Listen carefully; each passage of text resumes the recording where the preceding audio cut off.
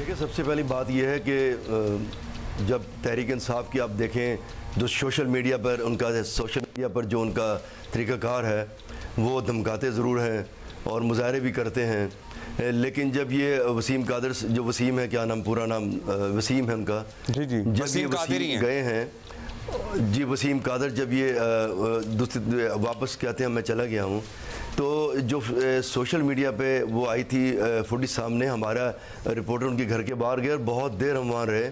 उन्होंने कहा कि यहाँ इस किस्म का भी कोई मुजाहरा नहीं हुआ। ये पहले भी ऐसे होता रहा कि फुटेज कहीं की कहीं लगा कर उसमें तबसरा कर दिया जाता था।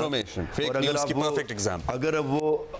अगर आप उसकी गौर से सुने उसको, तो उसमें किसी और नाम के वो नारे लगा रहे हैं, जिंदाबाद के नारे लगा रहे हैं। तो इसलिए उनका नाम भी बीच में नहीं है, और दूसरा बानी पीटीआई का नाम भी बीच में उन्होंने नहीं लिया।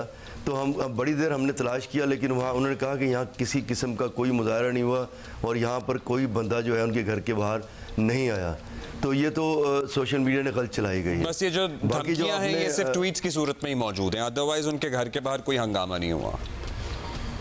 जी बिल्कुल, जो हमने कंफर्मेशन की, हमारा नुमाइंदा गया। Thank you for clearing that for us Raees Ansari साहब, क्योंकि ये खबरें भी क्लियर होना बड़ा ज़रूरी होती हैं, क्योंकि आजकल तो खबरें देने के साथ साथ उतना ही अहम काम बन गया है कि गलत खबरों को दुरुस्त जो उनका वर्जन है वो आवाम तक पहुँचाया जाए, क्योंकि गलत खबरें ज़ाहिर है सोशल मीडिया का इस्तेमाल करते हुए बहुत ज़्यादा तेज़ी से फैल रही हैं। और क्या आपके पास न्यूज़ है, जो अंदर के मामलात हैं वो कैसे चल रहे हैं, पंजाब में वज़ीर आला कौन आ सकता है, कौन नहीं आ सकता, कितने लोग हैं जो अभी तैयार बैठे हैं जिनका आज ऐलान मुतवक्के है मुस्लिम लीग नून में शामिल होने के लिए? देखिए, जो आपने बात की अंदरूनी मामलात क्या है, तो सबसे अहम यह है कि जो कल रात इजलास हुआ है, जो मीटिंग हुई है नून लीग और पीपल्स पार्टी में, ये बात बिल्कुल ठीक है कि दोनों के पास कोई चॉइस नहीं है हुकूमत बनाने के लिए, पीपल्स पार्टी के पास भी और नून लीग के पास भी। बाकी रही MQM है, JUI, ये जितने चारों पार्टीज़ हैं, इनको जो मैंडेट या कह लें डिक्टेशन दी गई है उसके मुताबिक वो चल रहे हैं। लेकिन आपको मैं बात बताता चलूँ, इसमें जो बिलावल भुट्टो है उनका स्टांस बहुत सख्त है। जिस तरह कुंडी ने भी कहा कि हमने तो अपना प्राइम मिनिस्टर दे दिया, बिलावल ही प्राइम मिनिस्टर होंगे।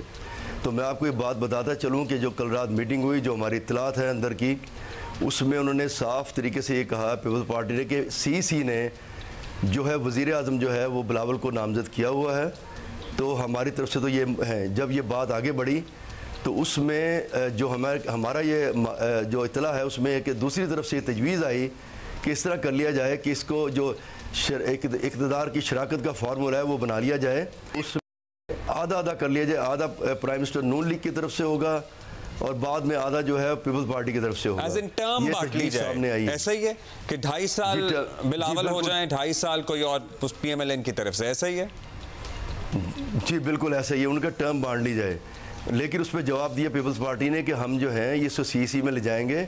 अगर CC इस पे फैसला करती है तो हमें तो पहले भी कभी CC में इतराज़ नहीं है। और जो CC है ना पीपल्स पार्टी की, कि नून लीग और तहरीक इंसाफ की CC से कहीं ज़्यादा मजबूत है और वो वहाँ पर बहुत ज़ोरदार तरीके से बात होती है। लेकिन मेरी इत्तला यह है कि अगर CC ने ऐसा फैसला कर भी दिया कि आधा टर्म कर ली जाए, तो मुझे लगता है कि बिलावल भुट्टो इस गवर्नमेंट जो बन तो जाएगी लेकिन इसका हिस्सा नहीं बनेंगे और वो ना ही वजारत लेंगे वो। और जो हमारी कुछ CC के जो लोग हैं पीपल्स पार्टी के, उनसे बात हुई है, वो भी ये कहते हैं कि हमें नहीं लेनी इस किस्म की हुकूमत। उनका स्टांस बहुत सख्त है बिलावल का, लेकिन जरदारी साहब और तरीके से चल रहे हैं। और दूसरी बात यह है कि जब वहाँ पर लोग गए हैं, जो जरदारी साहब ने जिस तरह वेलकम किया है शहबाज शरीफ को और अंदर भी और भी बातें वोटिंग की, तो उससे एक तासुर ये वहाँ पर गया कि जो नवाज शरीफ है, अगर वो MQM से बात कर सकते हैं तो वो पीपल्स पार्टी से बात करने क्यों नहीं आ सकते? प्राइम मिनिस्टर नवाज शरीफ ने बनना है कि शहबाज शरीफ ने बनना है? तो इससे तासुर उभरा है वहाँ कि जो शहबाज शरीफ हैं वो अगले प्राइम मिनिस्टर होने जा रहे हैं। अगर वो प्राइम मिनिस्टर होंगे, जो आपने पंजाब की बात पूछी है, तो अंडरस्टूड है वहाँ लाहौर में फिर जो पंजाब में है वो ये अपना मरीम नवाज होंगी चीफ मिनिस्टर। रईस अंसारी साहब, लास्ट सवाल ये क्लियर कर दीजिएगा आपसे कि फिर आप हमारे साथ मौजूद ही रहेंगे, गुफ्तगू को आगे बढ़ाएंगे। बिलावल पीपल्स पार्टी एडमेंट है कि बिलावल प्राइम मिनिस्टर बने, और अगर पीपल्स पार्टी अपने इस नुक्ते पर अटल रहती है या फिर इस पर कोई कॉम्प्रोमाइज़ नहीं करती, तो फिर कहाँ से शहबाज शरीफ बनेंगे प्राइम मिनिस्टर? फिर पीपल्स पार्टी के बगैर तो हुकूमत कोई नहीं बना सकता ना।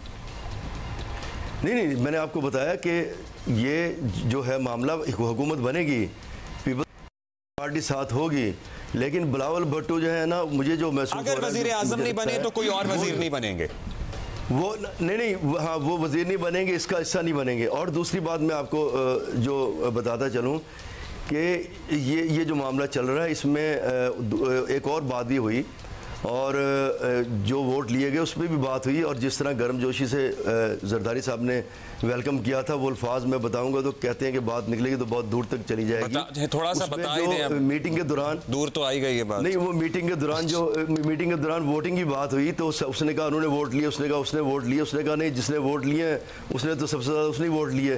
तो वहाँ कहा गया कि हम दोनों ने मिलकर सबसे ज़्यादा वोट लिए। तो बात यह है कि मैंने ये देखा कि जब देखे ना, लाहौर में इंडिपेंडेंट जो है पंजाब में 116 हो गए हैं।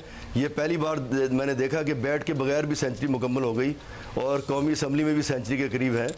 तो ये वहाँ उस वोटिंग की बातें भी हुई हैं, लेकिन बिलावल साहब ने फिर वहाँ कहा, उसने कहा जिसने वोट लिए उसने सबसे ज़्यादा उसने वोट लिए, उसने कहा नहीं, हमने दोनों ने मिलकर सबसे ज़्यादा वोट लिए। तो ये बिलावल साहब जो हैं, ज़रा मुझे लग रहा है कि बड़ी जमहूरी तरीके से आगे बढ़ रहे हैं। और चलिए जी, लेट्स सी क्या होता है। रईस साहब हमारे साथ ही रहिएगा।